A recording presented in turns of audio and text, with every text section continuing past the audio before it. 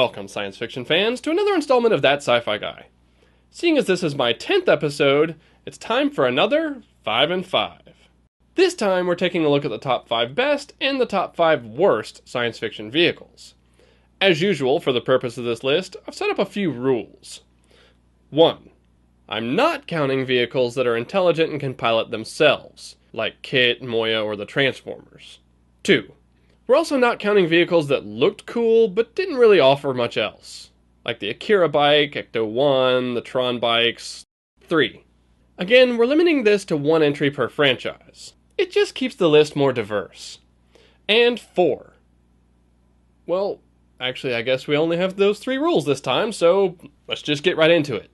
On the good side we have number 5, the Mach 5 from Speed Racer.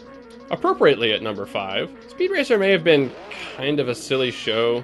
Okay, an extremely silly show. But the cars were still pretty cool. And while the idea of having a car full of booby traps is kind of absurd, tell me you never wish you had one of these during rush hour traffic.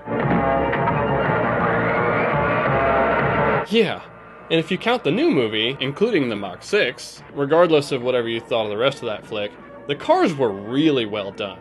They came up with some pretty neat ideas, like wheels made to turn independently, allowing the cars to do some otherwise impossible maneuvers. They even reinvented the car's controls.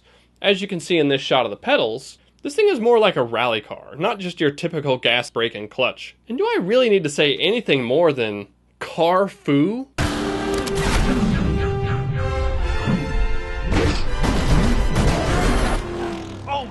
Did I just see that? A rear single set jump into a flying kick. This kid is flat out magic. Number 4, Voltron, Defender of the Universe. Voltron, Defender of the Universe.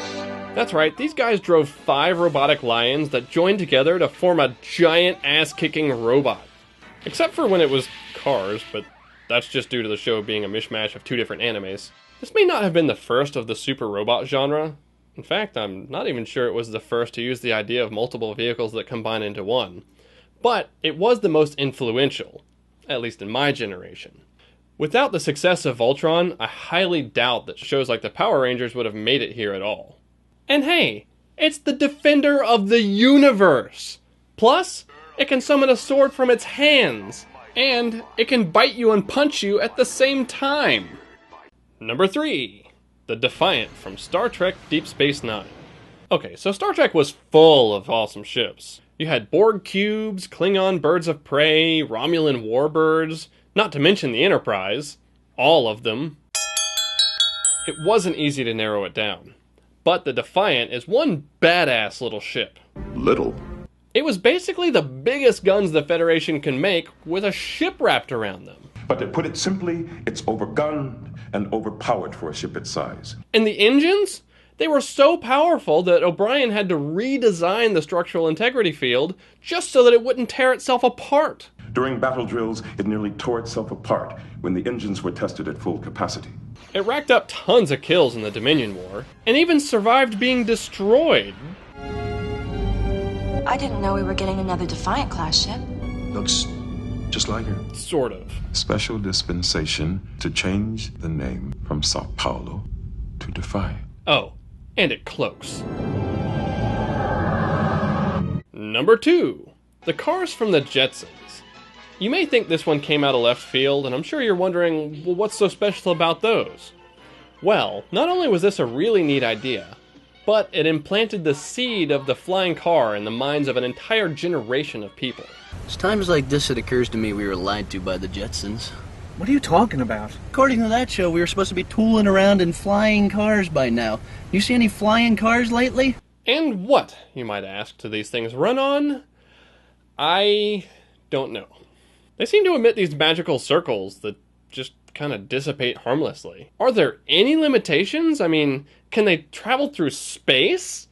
And not only are they a marvel of technology, but they can fold up into a freaking briefcase. Take that, Iron Man.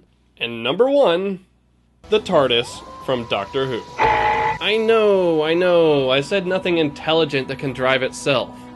But even though the TARDIS is sentient and takes you where you need to go, it still has to be driven, There has to be somebody pulling levers and twisting knobs, or it's drawn specifically to some sort of outside control. And even if there is some episode where it does fly itself, it's Doctor Who! The rules don't apply. Wibbly wobbly, timey-wimey. Well, those were the good ones. Now hold on to your toilet seats, folks, because here come the turds. Number 5. I would go with Serpentor's air chariot, but it's not really the chariot's fault that Serpentor is so ridiculous. It's just him. So number 5 goes to the space pods from Dragon Ball Z. These things aren't terrible. I mean, they do get you from one place to another in space, and that's cool.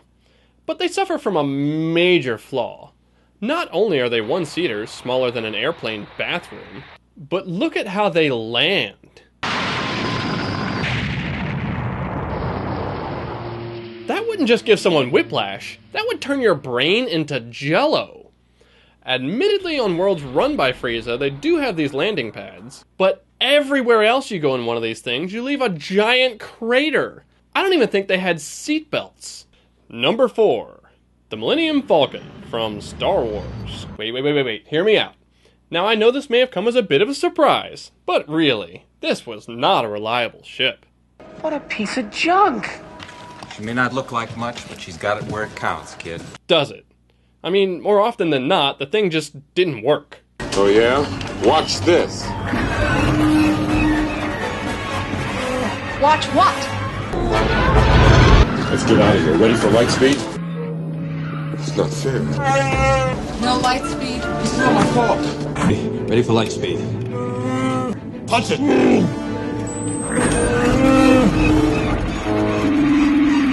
It's not my fault! I mean, what is wrong with that thing? I've made a lot of special modifications myself. What? Did you think it needed more power? Yeah! Number 3. That stupid time-traveling train from Back to the Future 3. Throughout these movies, Doc Brown keeps talking about how he never should have messed with time travel, and when they get back, how he's gonna dismantle the damn thing.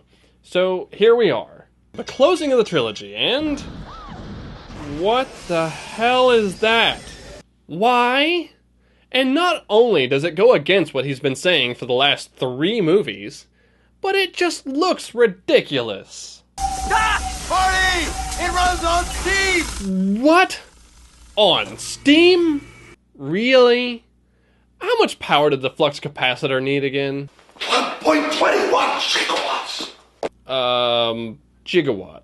What the hell is a gigawatt? I have no idea. Sounds like a mispronunciation of gigawatt. I can get a few extra gigawatts out of these babies. Number 2, the giant mechanical spider from Wild Wild West. Do I really even need to explain myself on this one? It's a giant mechanical steampunk spider. I would need a whole review to cover how bad this thing is.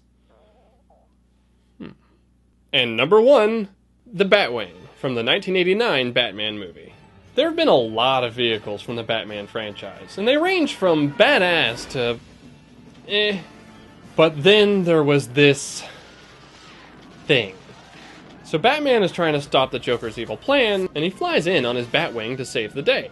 He proceeds to unload what seems to be his entire payload of ammo at the clown. Of course, Batman using guns is kind of just wrong, but anyway. And somehow the Bat misses him with every single shot. You'd think a ship that high-tech would have a better targeting system, or a targeting system at all. And not only does he miss with all that, but then this happens. And it falls out of the sky. Really? One shot? From a handgun? Man, I expected more from you, Batman. That's just sad. Well, there you have it. The top 5 best and top 5 worst science fiction vehicles. Until next time, science fiction fans, drive safely, and here's your sci-fi clip of the day. If the cops catch us, they'll throw us in the slammer. What is the slammer? You remember that room you were in? I will never forget it. Well, the slammer's just like that. I do not wish to go back to the slammer. How may I avoid it? You may get us out of here as fast as you can, you stupid hunk of tin.